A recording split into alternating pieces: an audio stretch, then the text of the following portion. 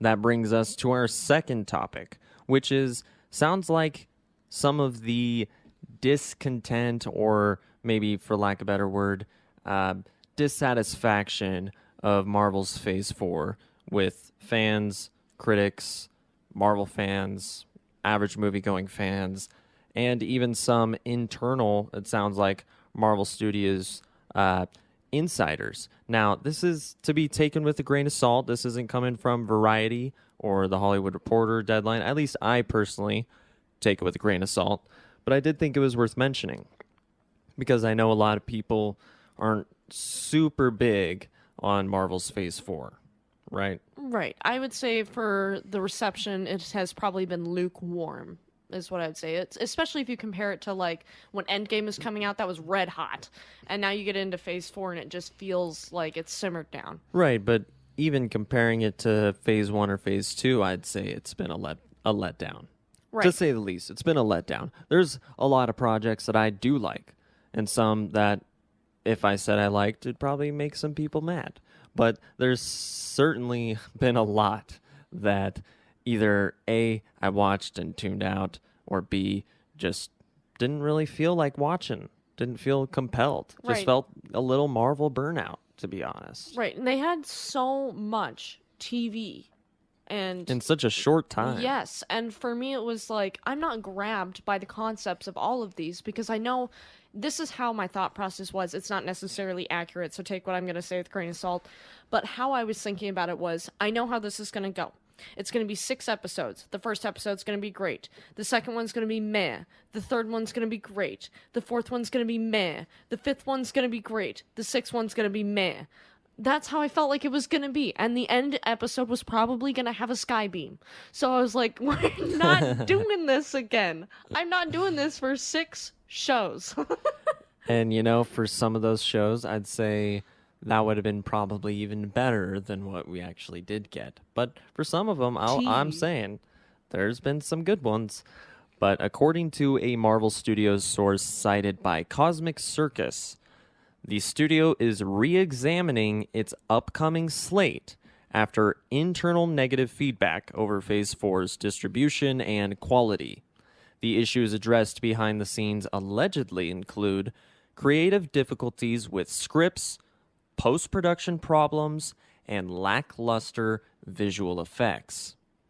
To prevent Phases 5 and 6 from continuing down a similar path, the report claims Disney could ensure a creative oversight on MCU projects still in the pre-production stage, which in effect could see future projects delayed or outright canceled. Of course, it's worth noting that this report has yet to be confirmed through any official Disney or Marvel channels at the time of this writing. So, there you have it.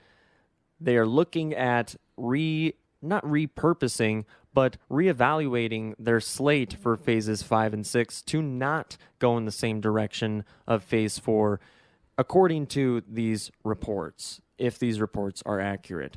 So, Eleanor, do you think that maybe they're going to look at the Disney Plus and results of these shows and see, okay, maybe rushing these shows out, only having 6 episodes. They already learned with She-Hulk, Daredevil Born Again, and some future shows that they're going to be going in longer episodes than just 6.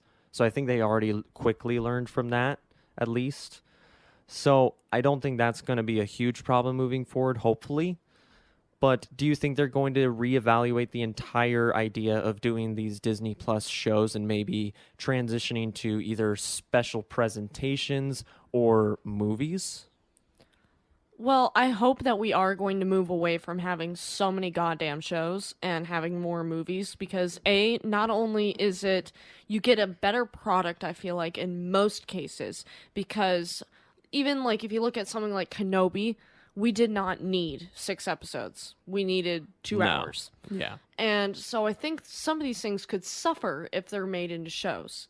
So if they go and reevaluate and make more of these theatrical releases, not only is it better for the quality of the movie, it's also better for the theaters. You get more things getting people out to the theaters again, gets people excited.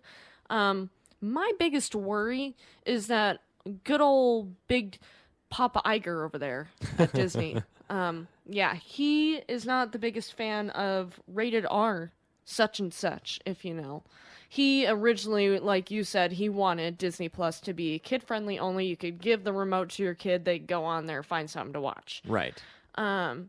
Which I think that's great, but I also like what Bob Chapek did, where it gave us adulty dues something to watch if you put on the adults only modification on there. You got the TVMA thing. You had to go through, like, when we did it, you have to go through a lot of steps of verification to say, yes, I'm an adult, yes, I can handle mature content, yes, I want mature content. And you can have a kid's profile that is just for a kid too. And, you know, kids like things when they're theirs. So you can always just be like, this is your thing. And the kid's like, sweet. So I don't really see a huge issue with that. Plus, you know, personally, I probably wouldn't let a kid just surf on a random streaming site and find something anyway. But that's a whole different conversation. I just personally feel like Bob Iger could do one of two things. He could either really piss me off by really toning down Daredevil and Deadpool and all of these things that I feel like could benefit from, like, Deadpool absolutely has to be rated R. And Daredevil doesn't necessarily need to be TVMA, but I feel like it would benefit from being at least PG-13. Whatever the TV rating for that is. But I honestly, like, he could also go the other direction where it's like, he keeps all that there, but just tones back the TV shows and makes more of them into movies. Like, if you want to go ahead and give Daredevil a show and a movie, we're down. But, I don't see that happening. That's just me fantasizing over here. But I, you know, he could go down that route. And if he does, I'll be really excited. But with all of this uncertainty in the MCU and the DCU, as a comic book fan, it just is a little uncertain. You know, we're setting out into dangerous waters, kiddos. We really are. It's like, what are we looking at? Because we were like, okay, well, if DC's falling apart, at least the MCU is safe. Oh, now there it goes. Like, that's how I feel it is.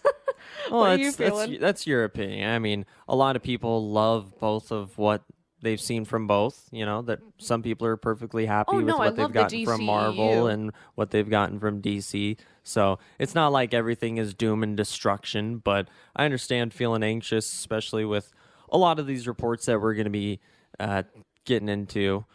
Change just scares me sometimes. So I'm just one of those people where I'm like, I want to know what the changes are before you change things. You know what I mean?